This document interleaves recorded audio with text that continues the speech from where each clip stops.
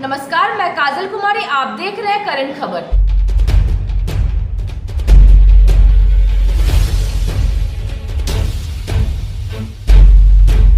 साथ शिक्षा की एक ऐसी परंपरा शुरू की थी जिसका परिणाम है कि उनके पढ़ाए हुए बच्चे आज ऊंचे ऊंचे पदों पर हैं और पद पर होना उनकी सफलता नहीं है, संस्कार के साथ पद पर हैं, ये उनकी सबसे बड़ी ख्याति रही है। और यही कारण है कि जो लोग कहते हैं कि अगर किसी की ख्याति देखनी है, उपलब्धि देखनी है, तो उनके मृत्यु के बाद उनको लोग कैसे याद करते हैं, उससे उनकी ख्याति का अंदाज़ा लगता है। और आज के कार्यक्रम से आप लोगों को ये अंदाज़ा लगा होगा कि उन्होंने समाज में योगदान किया था, उन्होंने किस तरह के संस्कार दिए। मेरा व्यक्तिगत तौर पर मैंने कभी शिक्षा उनसे तो ग्रहण नहीं की, लेकिन मेरे पिताजी के वो अभिन्न मित्र थे, मतलब यूँ कहें कि वो दो शरीर एक जान थे। और वो मेरे पिता के 2010 में गुजरने के बाद मेरे पिता के प्रतिरूप के रूप में हरी चाचा ही थे। तो एक बार 2010 में मुझे लगा कि मेरे पिता की मृत्यु हुई है और आज पुनः 2022 में लगा कि एक पिता के जाने के बाद पिता का साया था, लेकिन वो साया भी उठ गया। जो मेरी कविता अभी मैंने जो लिखी है, जो फ्लैक्स में दर्शित है, उससे अंदाज़ा लग सकता है कि उनसे मेरी आत्मीयता कैसी थी। लेकिन सिर्फ व्यक्तिगत संबंधों के कारण ये आयोजन नहीं किया गया है। समाज में और शिक्षा के प्रति उनके योगदान के लिए, जैसा अभी कार्यक्रम के दौरान आप लोगों को जानकारी मिली होगी कि इस स्कूल से स्कॉलरशिप पाने वाले 4 में से 4 बच्चे एक समय होता था कि इनके पढ़ाए हुए बच्चे होते थे। मतलब शिक्षा में अनुशासन, शिक्षा में संस्कार, शिक्षा में सरोकार, ये कैसे दिया जाए, ये स्वर्गीय हरिप्रसाद झा एक मिसाल है। और ये कार्यक्रम इसलिए आयोजित किया गया ताकि बच्चे भी उनके जीवन के बारे में जान पाए, उनसे प्रेरणा ले पाए। और वर्तमान के शिक्षक के लिए भी उनको जानना, उनके जीवन को जानना जरूरी है, ताकि शिक्षक उस परंपरा और संस्कार के साथ बच्चों को पढ़ाएं, ताकि बच्चे एक ऊंचे मुकाम तक पहुंचे, जैसे स्वर्गीय हरिप्रसाद झा के पढ़ाए हुए बच्चे ऊंचे मुकाम तक पहुंचे। आपने कार्यक्रम की शुरुआत में कहा कि जिसको जितना सम्मान मिलना चाहिए प्रशासनिक रूप से उतना नहीं मिल पाता है, तो क्या कहीं ना कहीं खेद रह जाता है इस तरह की कार्यक्रम? देखिए, मुझे नहीं कहना चाहिए, लेकिन जो हकीकत है वो हम न कहें, कोई और कहेगा। हरिप्रसाद झा का जिस तरीके का योगदान था, उनको राष्ट्रपति पुरस्कार बहुत पहले मिल जाना चाहिए था। पहले तो नहीं मिला, लेकिन कभी नहीं मिला। ये चीज़ें कचोटती हैं। जैसे मुझे आज के कार्यक्रम के लिए भी मैंने डीएससी को कहा, मैंने डीसी महोदय से आग्रह किया, हालांकि बाद में एसएफ आए, वीडियो साहब आए, लेकिन प्रशासन को जो ऐसे मेरी अपील होगी प्रशासन से भी, सरकार से भी, कि समाज में जो आदर्श के रूप में स्थापित हैं, उनकी जीवनी, उनके बारे में आज के बच्चे जानें, ताकि जो समाज में वैमनस्यता बढ़ रही है, समाज में जिस तरीके के संस्कार की कमी आ रही है, इसीलिए इस तरह की अमानवीय घटनाओं की जानकारी मीडिया में आती है। ऐसे ऐसे कृत्य हो रहे हैं जैसे कृत्यों की कल्पना हम लोग नहीं कर सकते थे। ऐसे कृत्य हो रहे हैं। ऐसे कृत्य क्यों हो रहे हैं? ऐसे कृत्य इसलिए हो रहे हैं कि समाज से संस्कार का हरण हो रहा है। और ये हरण इसलिए हो रहा है कि समाज के अच्छे व्यक्ति कैसे बनाए जाए, समाज निर्माण के प्रति योगदान देने वालों को वो सम्मान नहीं मिल रहा है, उनके बारे में नहीं बताया जा रहा है। ये बताया जाना चाहिए जिससे समाज का वो निर्माण हो पाए जो निर्माण पहले होता था, और जो गिरावट आ रही है उस गिरावट में कमी आ पाए। तो एक सवाल है कि शिक्षण को जो जीविकोपार्जन का एक माध्यम समझते हैं और व्यवसाय के रूप में देखते हैं, तो ऐसे परिवेश में क्या हरिप्रसाद जैसे झा जैसे लोग सामने आ पाएंगे दोबारा? क्या लगता है? देखिए, ऐसा है कि अपवाद आज भी है, अपवाद कल भी था। जब स्वर्गीय हरिप्रसाद झा जी शिक्षक थे, उस समय भी ट्यूशन पढ़ाने वाले शिक्षक हुआ करते थे। आज भी अपवाद के शिक्षक हैं, आज भी ट्यूशन पढ़ाने वाले शिक्षक हैं। स्वर्गीय हरिप्रसाद झा के समय में जो शिक्षक ट्यूशन पढ़ाते थे, उनकी मौत कब हुई, कैसे हुई, उनको आज जीवन में और जीवन के बाद भी कोई याद नहीं करता है। स्वर्गीय हरिप्रसाद झा आज क्यों याद किए जा रहे हैं? कि उन्होंने कभी भी पेशेवर शिक्षक के रूप में खुद को स्थापित नहीं किया। उन्होंने एक जो शिक्षक का असल स्वरूप होता है, असल रूप होता है, जिसको पैसे से मतलब न हो, तो वो उन्होंने उस तरह का जीवन जिया। तो आज हम लोग याद कर रहे हैं, इतनी बड़ी सभा कर रहे हैं। आज के भी वो शिक्षक जो पैसे के पीछे भाग रहे हैं उनको वो कहते हैं कि बच्चे खराब हो गए, बच्चों में अनुशासन नहीं है, सम्मान नहीं मिलता है। अरे आप जब पैसे के पीछे भाग रहे हैं तो बच्चे आपको सम्मान कैसे देंगे? आज भी वैसे शिक्षक हैं जो आज भी पैसे के पीछे नहीं भागते हैं, उनको आज भी सम्मान मिल रहा है, उनको जीवन के बाद भी सम्मान मिलेगा। हरिप्रसाद झा से लोगों को सीख लेनी चाहिए कि पैसे से सब कुछ खरीदा जा सकता है, लेकिन सम्मान नहीं खरीदा जा सकता है, श्रद्धा नहीं खरीदी जा सकती है। स्वर्गीय हरिप्रसाद झा ने चाहे भौतिक सुख पाया हो न पाया हो, लेकिन आज जो उनको आध्यात्मिक सुख मिला है, जो आत्मा को शांति मिल रही है, उनकी आत्मा को शांति मिली होगी, क्योंकि उनके मरने के बाद उनके आत्मा की शांति के लिए लाखों लोग प्रार्थना कर रहे हैं। यहाँ तो लोग जाते हैं, एक लोग भी याद करने को तैयार नहीं होते हैं। इसलिए इस तरह का स्वर्गीय हरिप्रसाद झा जी का जीवन एक आदर्श है और ये आदर्श समाज तक पहुँचे, बच्चों को पता चले, इसलिए ये कार्यक्रम किया गया है ताकि समाज में ये पता चले कि जीवन जीने का तरीका क्या होता है, जीवन जीने का उद्देश्य क्या होना चाहिए। व्याख्या की जाए वो कम ही होगा। आपने जाना कि 1935 में उनका जन्म था, मध्यम परिवार में पैदा लिए थे, उसके बावजूद भी उस समय PNJ के स्टूडेंट होने के नाते उन्होंने 1960 में योगदान किया हमारे स्कूल में। उस समय पैसे बहुत कम मिलते थे, 50-60 रुपया वेतनमान था, और उसके बाद कई विद्यालयों से होते हुए उन्होंने मोतिया स्कूल में पदभार ग्रहण किया। और उसके बाद यहाँ के बच्चों में जो प्रगति और विकास की रूपरेखाएं देखी गई वह आज आपके सामने में परिलक्षित हो रही है। बीच में मुझे 3-4 साल तक रामेश्वर जरमाया बालिका उच्च विद्यालय में उनके ही सौजन से उन्होंने ही इंसिस्ट किया था, जो यहाँ की सेक्रेटरी थी मंजू देवी, जो विश्वचौधरी की पत्नी, वो मेरे घर पर गई कि नहीं हरिभाव को कहना चाहिए कि तू ही जाके स्कूल चला पारो। तो जाकर 150 लड़की को जुटा करके 4-5 बैच लड़कियां यहाँ से निकली और यह स्कूल उस क्रम में एक मार्गदर्शक के रूप में, कोई ऐसा दिन नहीं था जो हरिबाबू इस विद्यालय में नहीं आते थे और प्रत्येक सुख दुख की बातों को शेयर करते थे कि क्या समस्याएं हैं इस विद्यालय की, क्या कि ना यहाँ कोई इंस्ट्रूमेंट था, ना बैठने की समस्या थी, सारी समस्याएं ये समस्याएं थी इस विद्यालय को। तो वो एक कड़ी का काम करते थे।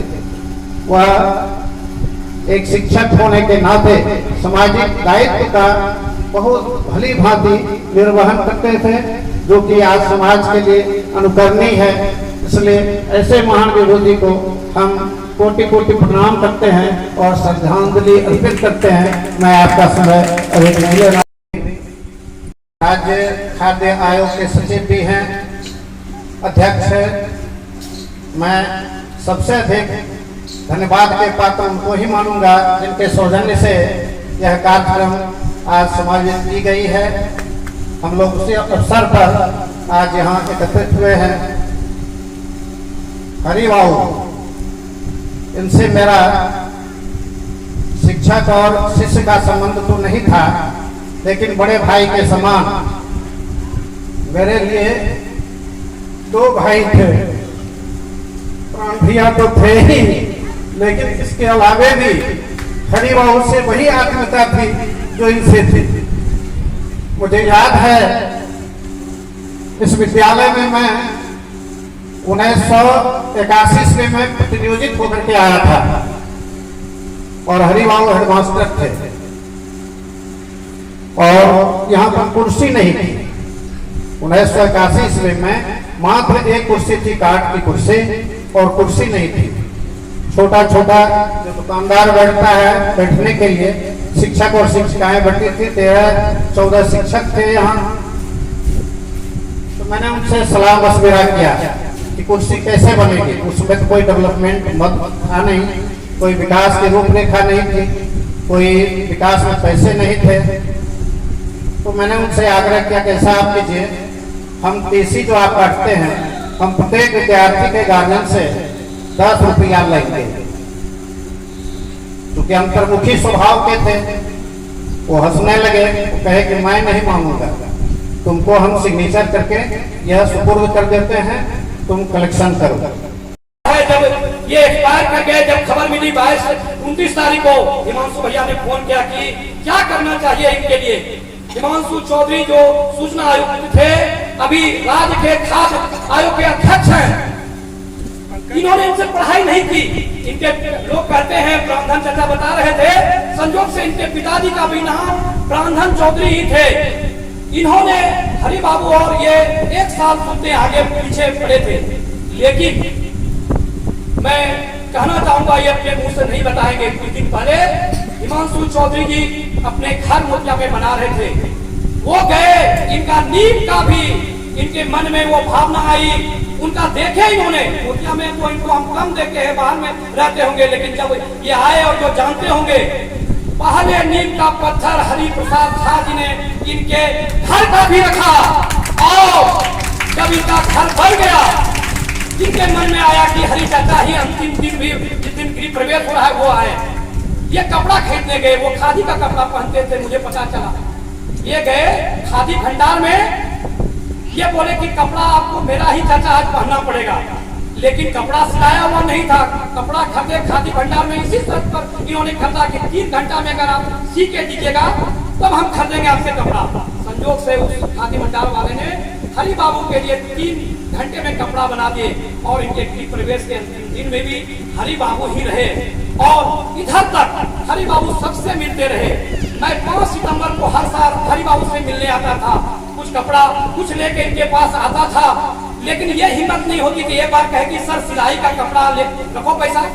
मैं उस बच्चे की तरह लगता था, उनके सामने मैं 4th क्लास में फिर चला गया और मैं रख दिया।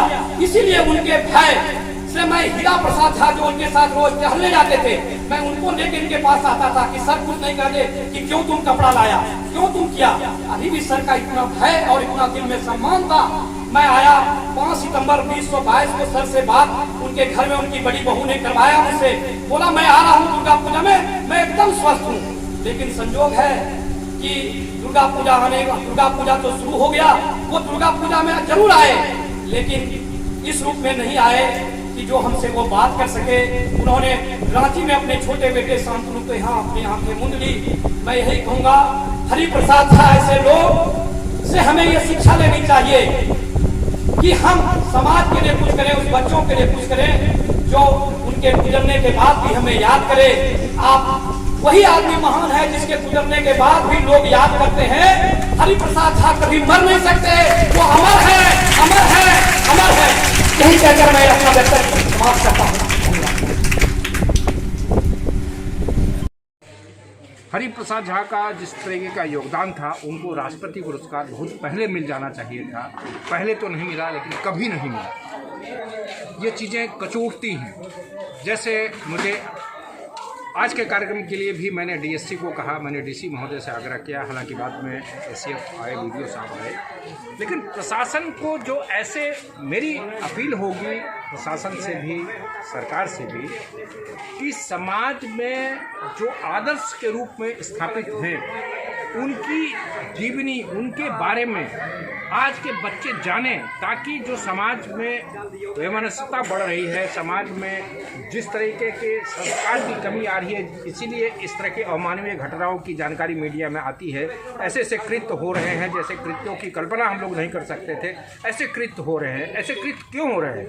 ऐसे कृत्य इसलिए हो रहे हैं कि समाज से संस्कार का हरण हो रहा है, और ये हरण इसलिए हो रहा है कि समाज के अच्छे व्यक्ति कैसे बनाए जाए, समाज निर्माण के प्रति योगदान देने वालों को वो सम्मान नहीं मिल रहा है, उनके बारे में नहीं बताया जा रहा है। ये बताया जाना चाहिए जिससे समाज का वो निर्माण हो पाए जो निर्माण पहले होता था, और जो गिरावट आ रही है उस गिरावट में कमी आ पाए।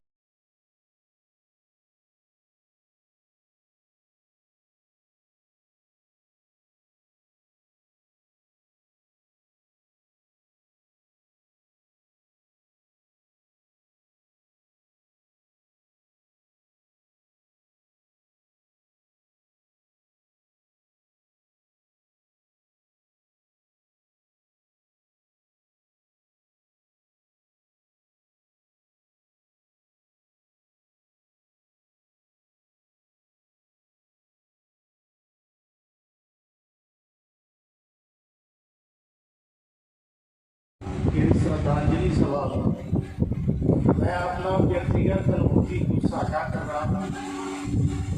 वो एक कुशल व्यक्तित्व के छवि थे, कुशल प्रशासक थे, अध्यापक थे। बहुत पहले की बात है, उन्होंने हमको बुलाया, बोले एक कागज में 3 बार लिखा जा सकता है, तो लिख सकते हो क्या? मैंने कहा नहीं, ऐसा तो नहीं होगा। बोले एकदम होगा, तुम लिखो। एक सफेद कागज, एक पेंसिल और एक रबर ताकत के लिए। बोले इसमें राम राम लिखो। मैंने लिख दिया। बोले पेंसिल से मिटा दिया। बोले फिर दोबारा लिखो, फिर वही राम राम लिखो, फिर लिखो। बोला 2 बार हुआ, अब पेंसिल से फिर लिखा। तीसरी बार पेन से लिखो। एक सादा पेपर पर 3 बार भी लिख सकते। उन्होंने ये समझाया कि यदि कागज का अभाव हो तो इस मेथड से भी पढ़ा जा सकता है। कुछ समय के बाद वो ऐसे बोले, हेलो, 2 शब्द हिंदी का हम तुमसे पूछते हैं, एक चक्षुश्रवा और एक कुछ लिंगल का संधि विच्छेद बताओ और चक्षुश्रवा लिख के बताओ। दोनों लिख के बता दिए। लिंगल का भी संधि विच्छेद लिखे और चक्षुश्रवा लिख करके उनको दिखाए। बोले आंख बंद करके। अर्थात 5 मिनट तक हमारा सुनते रहे। जो नहीं उनको जानकारी है, वाजिब है। वो अपने व्यक्तित्व से जन में लोकप्रिय रहे। हमने उनको मॉर्निंग वॉक में देखा, भगवती मंदिर के पास बच्चे दौड़ करके जा रहे थे। छोटे छोटे बच्चे दौड़ रहे थे। हमको लगा कि आखिर लोग क्या दौड़ रहे थे। देखिए वो खड़े थे और सब बच्चे उनको प्रणाम करते थे। कोई कहता था पीठ छोड़ करके आशीर्वाद हो, कोई कहता था बाबा उंगली में दहन जुड़ा था। इस तरह उनको सम्मान हर गली में मिलता था। कुछ दिन वो मेरे घर के पास खड़े और फिर महाराज प्रणाम किए।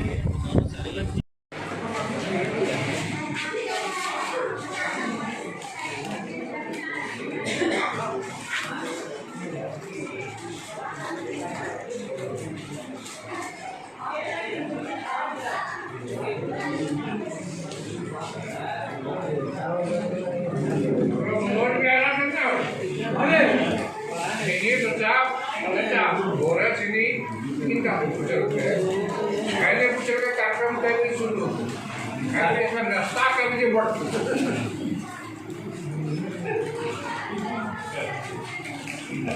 सही समय पहुंची गए हो।